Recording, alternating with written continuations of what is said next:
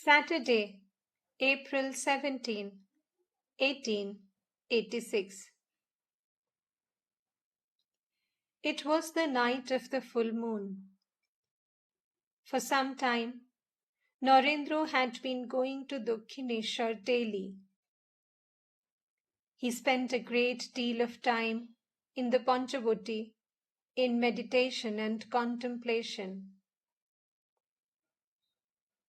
This day, he returned from Dakshineshwar in the evening. Tarok and Kali were with him. It was 8 o'clock in the evening. Moonlight and the south wind added to the charm of the garden house. Many of the devotees were meditating in the room downstairs. Referring to them, Narendra said to M, "They are shedding their upadhis one by one." A few minutes later, M came into Sri Ramakrishna's room and sat down on the floor. The master asked him to wash his towel and the spittoon. M washed them in the reservoir. Next morning, Sri Ramakrishna sent for M. After taking his bath in the Ganges and saluting the master, he had gone to the roof. Sri Ramakrishna asked M to bring his grief-stricken wife to the garden house, where she could have her meal. The master said to M by a sign, "Ask her to come. Let her stay here a couple of days. She may bring the baby." M. "Yes, sir. It would be fine if she developed intense love of God."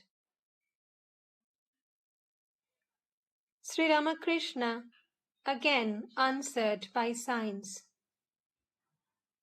"Oh, grief pushes out devotion.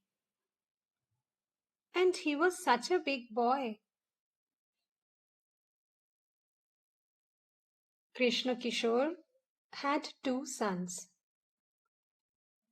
They were of the same age as Bhavanath, and each had 2 university degrees.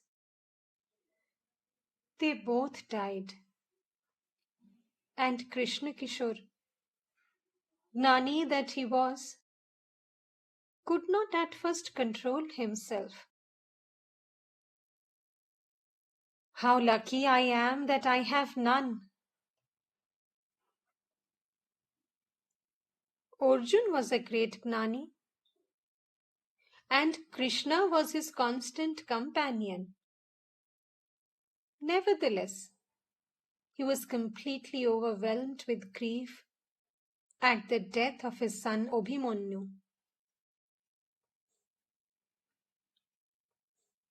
Why doesn't Kishori come? A devotee. He goes to the Ganges every day for his bath. Master. But why doesn't he come here? Devotee. I shall ask him to come, sir. Master.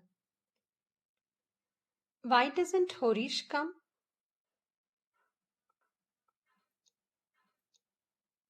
Two young girls, aged 9 and 10, who belonged to M's family, sang several songs about the Divine Mother for the Master.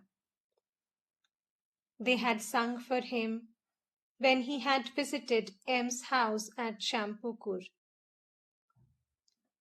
The Master was very much pleased with their songs.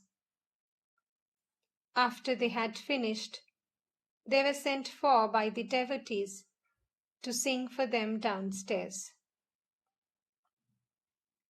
Master to M. Don't teach the girls any more songs. It is different if they sing spontaneously.